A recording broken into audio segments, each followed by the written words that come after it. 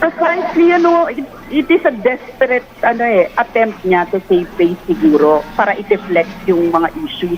Pero it cannot be deflected, Rika. Kailangan po talagang sagutin yun ng diretso sa atin. Sa public, the people has the right to know, di ba? We should demand yung ating karapatan dahil yun ay pera ng taong bayan. Hindi po yun pera ng sino man na may self-interest lang. Pera po yun ng taong bayan. Pinaghihirapan po natin yun, di ba?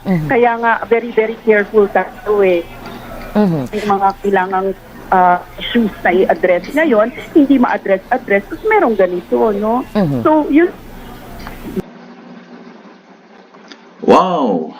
Thank you po, ma'am. Napakagandang explanation. Napahanga niyo po ako, ma'am. Salamat po. Yun ang tunay na makabayan. Mga kababayan, Retired Soldiers Comment Opinion Assessment. Himayin po natin yung sinabi ni ma'am kanina in layman's term. Himayin po natin in layman's term. Napakaganda ng message ni ma'am yung nagsalita kanina. Ito po, so nilagay po natin dito, taken from the ideas of a lawmaker, makabayan black lawmaker. Ang galing ni ma'am. So, tingnan natin ang sitwasyon. Kasi sabi niya, dinedeflect nitong OBP yung sitwasyon. Mula doon, trying to deflect public attention away from the issues dito sa confidential fund ng OBP. So, tingnan po natin. Ito, napakaganda mga kababayan, very exciting. One, ang OBP po ay may 125 million na CIF. At hinihimay-himay ito ngayon ng Kongreso. Take note po, 125 million. Ito po ay may notice of disallowance. Nag-umpisa po itong investigation dahil di umano, merong notice of disallowance mula dito sa COA. Tingnan naman natin ang notice of disallowance ng OP. Abay sa DA, may 5.9 billion. Diyan pa lang, lubog na yung 125 million. Million lang yun billion itong pinag-usapan dito sa OP. Pero hindi po ito naimbestigahan. DOTR, 1.4 billion. Ganon din, hindi rin naimbestigahan. DPWH, 5.3 billion. Hindi rin naimbestigahan.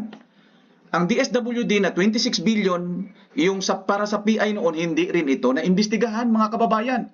Kaya nakikita na natin ngayon, nakakuha tayo ng ideya kay ma'am, deflecting public attention away from the issue. Aba, sino kaya talaga?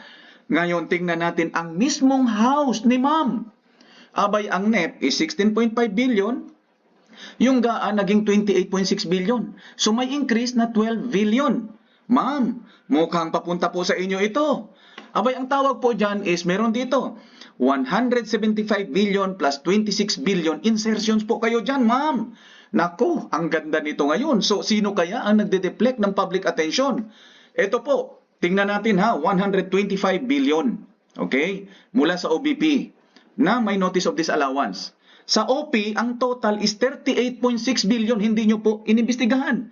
Hindi pa po kasama ang flood control projects na 1 billion per day di umano. Kung totoo yung 1 billion per day, 365 billion yon kung 365 days. Aba. Ma'am, kayo po ang nagbigay nitong idea, hindi po kami. So tingnan natin yung sa House. Lumalabas na may 28.6 billions kayong dapat i-clear dyan. Bakit po? Abay, hindi po pwede yung inyong Congress Resolution 10. Hindi po yun tama na mag-clear lang kayo dyan through liquidation, through certification. Dahil hindi pwede doon sa OBP. May certification silang kinuha doon sa baba. May i-liquidate nila through certification doon sa mga YLSD umano yun. Hindi sila pwede pero kayo pwede? Abay, paano yan? So, ang people's intent, ma'am, yung inyong insertions, gusto naming malaman. Tama po kayo. Lahat ng pera na pinaghirapan ng bayan, lalo taxpayers' money yan. Gusto po namin malaman ang insertions, bakit nagkaroon ng insertions. Gusto namin malaman yung 125 million ng OBP. Yes, totoo. Very good. Gusto rin namin malaman yung 38.6 billions ng OP. At siyempre, kasama na rin po ang flood control projects. Gusto rin namin malaman ang House 28.6 billions. Paano nyo ginastos yan? Hindi sa liquidation by certification ng Resolution 10, Klaro po tayo doon. At gusto namin malaman, ma'am, yung 175 billion at saka 26 billion na insertions noon, saan ito napunta.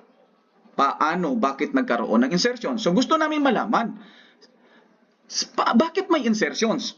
At siyempre, isa pa, gusto namin ang lahat ng yan. Proper clearing, madam. Opo. Nakita na po tayo. So, proper clearing. So, anyway, dito naman, kung maklear nyo po, walang problema. Masaya tayo para sa lahat. Kasi kami po, gaya ng sinabi, makikita nyo talaga, we are neutral in this. Ang gusto lang namin ipaglaban ang karapatan ng taong bayan. Kami po, na mga retired military officers, retired soldiers, mga retired justices ng court, retired academe, gusto lang namin na maayos yung paggamit ng pondo ng bayan kasi ang dami naghihirap. Ang dami naghihirap, nilulustay ang pera kung saan-saan napunta, ang iba malamang na bulsa. Abay, tapos gusto nyo sisilipin yung 125 million, kayo po ang nag-deflect. Kayo po ang nag-divert ng public attention away from the real issues ng inyong 28.6 billions, ng inyong insertions, ng OP na 38.6 billions at ang flood control projects na walang nangyari. Kayo po. And that is why nagbigay po kayo ng idea. Now that is the best thing to do now. This is the challenge to the people. Okay. Ito kasi, itong OBP na-release ito ng December 20 ng 2022, di umano. At dapat i-clear ito ng December 31 ng 2022 din. So lumalabas na 11 days lang talaga na dapat i-clear ang 125 million. Pero alam nyo po, kami po, halimbawa, sa mga military officers, nakadaan yan ng pag-commander. Yung clearing, alam na alam yan, APP, APB. Ang nangyari dyan, halimbawa, sa isang quarter na yan, gusto mong gumawa ng isang project o isang programa. Kailangan na. Pero hindi pa dumating ang pondo mo. O ni-request mong pondo, hindi pa dumating. Kung may pera ka, ginagastosan mo na yan. Para naman, sarili mong pera, gastusan mo muna. Pagdating ng fund, kiniklear. Doon na lang ikiklear. Pero ang problema kasi dito, ang gusto nyo i-clear niya ng 11 days. Imagine niyo na ni-request niya yan ng October. Hindi ko siya dinipensahan, ha? Sumusunod lang ako sa investigation ninyo. Inumpisahan nila yan, i-request ng October. So meaning to say, yung issue, yung gusto nilang ayusin, yung certain situation gusto nilang ayusin is October pa lang. So meaning to say, bakit nila hintayin na dumating ang funds kung pwede na nilang gastusin ang sarili nilang pera? At pagdating ng funds, sa kanila i-clear. Hindi ba pwede yun? Abay, yun ang katanungan. Kung hindi pwede din, eto na. Mga kababayan, etong challenge sa inyo, 32 million na bumoto dyan sa BP, kay BP. Why not? Magpatak-patak kayo ng 5 piso. People's Initiative, ibalik nyo yung 125 million doon para matapos na yung problema dyan sa OBP. At magtuloy-tuloy na tayo, silipin na natin ang OP at ang House. Yung kanilang mga 38 billion pesos at saka 28.6 billion naman. Para maklear natin ito, hindi pwedeng isa-isa lang. 125 billion, kailangan i-clear yan. Kung hindi maklear, mag-PI kayo mga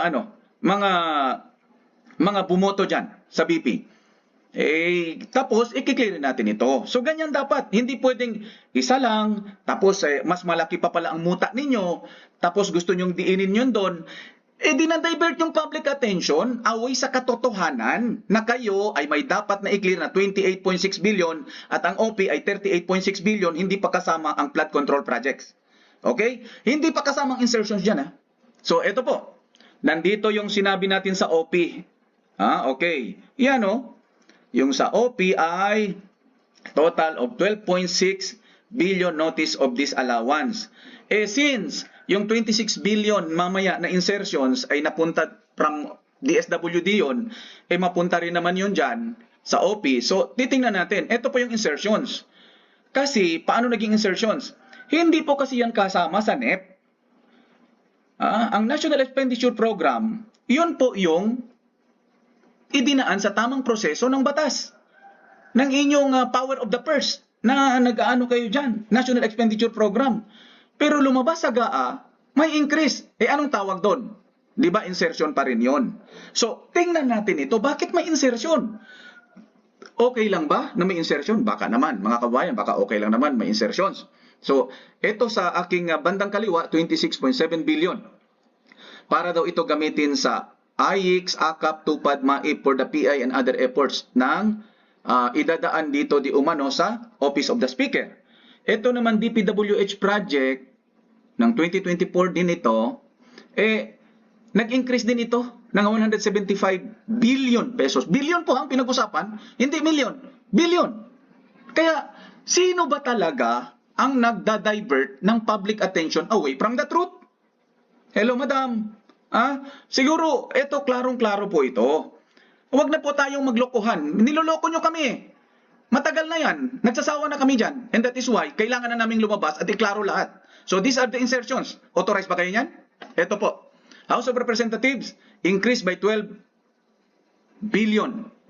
Mula sa NEP, na 16 billion, naging GAA 28, so may increase na 12 billion. This is another insertion.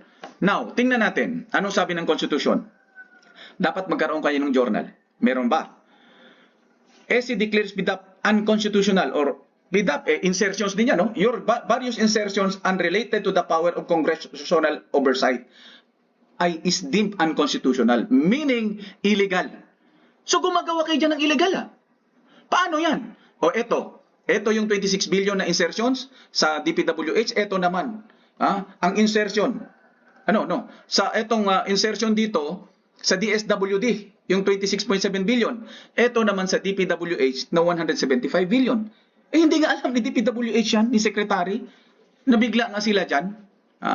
So, tingnan nyo mabuti kung sino po ang nagda-divert ng public attention away from the real issues, madam. Okay, etong Congress Resolution 10, sabi nyo meron kasi ito, batas ba yan? Tingnan natin, ayaw namin yan Kaming mga taong bayan, ayaw namin yan. Kasi hindi klaro yan, liquidation by way of certification. Hindi namin alam, kailangan nyo ng resibo. Ito po, ang gusto natin, mga taong bayan, is Republic Act 9184, PD 1145, COA Joint Circulars, and other relative laws. Yun ang kailangan natin. So ito, kailangan din natin makita ito kung saan napunta ang pera nitong gold na bininta. Itong foreign debts, if converted into the current peso to dollar exchange rate is equals to 6.5 trillion pesos ito. Saan ito? Paano ito? Ma-explain nyo ba? So kailangan ito. So kaya nga nananawagan tayo sa mga taong bayan. Movement to control corruption na tayo mga kababayan. Sobra na yan. Panahon na. Ito nang right time. Bakit pa tayo maghihintay? Tama na ito. Mga sirs, mga moms, especially sa mga retired. Si General's Viewpoint, si Pinoy Survivor, si Makabayan Metran TV. Bakit hindi natin pag-usapan natin ito, sir? Kung meron dyan na maglilid sa atin na magigiting na mga seniors o di kaya mga former justices ng court, nandyan merong isang kahanga-hanga na court justice na nag-lead para magreklamo doon sa Supreme Court. Ito dapat. Ganito, hinahanapan natin ng legal remedies. Gamitin ang lahat ng legal remedies. No? So ito pang isa. Ano ito? Organize and establish the People's Supreme COA. Bakit People's Supreme COA? May nag-suggest kasi People's Sovereign Audit. Well, siguro hindi tama itong People's Supreme COA, pero ito po kasi ang layman na maintindihan ng marami. So ginawa lang natin layman. Parang People's Supreme COA, yung Supreme, may court, Supreme Court, Supreme COA, tayo yon, di ba? Sovereign So, inaano natin, nilelayman lang natin, although medyo hindi siguro tama ito, pero maintindihan ito ng mga kababayan na People's Supreme COA. Sino-sino dapat andito?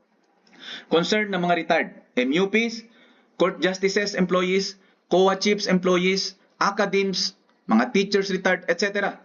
Then religious sector po, mga father, mga pastor, mga imams, kayo po, malaki po ang maitulong nyo rito. Mga business sector po, mga micro, small, medium entrepreneurs, kayo po ay welcome po dito. Kasi taxpayer, kayo po ang nagbabayad ng tax. Nakabaon na po ito sa 12% VAT, value added tax. Lahat ng binibili natin, nandun na. Nakapatak na doon. Kaya parang hindi natin naramdaman. Pero tayo po mismo ang nagbabayad niyan. All concerned citizens, kasama po kayo dyan. At syempre, media, social media vloggers. Kayo kasi mga social media vloggers, iba-iba ang inyong tinatarget, hindi tumatama. So pwede ba? Dito na tayo. Tatawagan ko lang. Si FGF Supremo Pinoy Survivor, General's Viewpoints, Makabayan Metran TV, at iba pa na concern na talagang patas lang ang gustong mangyari. Yung gusto natin yung tama. So ito po. Ito ang pinakatama. demand all government officials, OP, OBP, LGUs, and Congress to present their clearing of funds based on appropriate existing laws. Not the Congress Resolution number 10, pagdating doon sa House. Then demand transparency and accountability of all funds and present it for the public view. The PSA headquarters or the PSCO headquarters to be determined by the group. Hindi naman siguro tayo natatakot dyan. We are old enough. Matatanda na tayo . Strictly, no political color. Dapat walang political color. Kaya nga sabi ko kanina lahat dapat. No? Meron tayong manifesto of 150 retired generals noon. May manifesto din ng mga former finance chiefs. Imbes na magkakanya-kanya tayo, bakit hindi tayo magkaisa at i-organize ito? No? Para mas malakas at maayos. Panahon na kasi. Kung saan-saan na kasi napunta ang issue. Na-deflect away from the real problem. So, anong gusto natin mangyari? All government funds are cleared. Properly cleared. Or, taxpayers' money back. Kung hindi nyo naman nagastos, di ibalik nyo. Wala namang problema yun . Kasi, alangan naman. Diba? Kung hindi nyo naman nagastos, ibalik nyo na lang. So, yun nga, nakiusap tayo kanina. Yung sa OBP, 125 million. Kayong mga bumoto, kay BP. Ba't hindi kayo magpatak-patak ng tigli 5 piso? Lalabas yun, 160 million. Di bayaran nyo na yung 125. Tapos lang yung problema. Hanapin na natin next. Yung sa OP, then hanapin natin yung sa House. Para klaro na lahat, para once and for all, settled tayo. Hindi tayo pwede puro ganito na lang. Salita ng salita tayo, pahapyaw ng pahapyaw, parinig ng parinig. Tapos hindi tayo gagalaw. Yun ang problema. So, are you ready to join the challenge? Mga kababayan, sino ang ready to join the challenge? Mag-comment lang kayo dito sa aking comment section. Welcome na welcome po kayo dito. Kahit anong sabihin ninyo, welcome. Ilabas nyo na para hindi kayo ma-stress. Mga kabayan, ito po. Are you ready to establish the People's Sovereign Audit or in layman's term, the People's Supreme COA? Kung gusto nyo po, magsabi po kayo ng yes or no. Dito po natin malalaman. Pangalawa, are you ready to establish the People's Advisory Council to ensure transparency in the COMELEC? Kasi parating na po ang eleksyon. Baka mamaya sabi nyo, marami kayo nagsasabi, dinaya at ganito.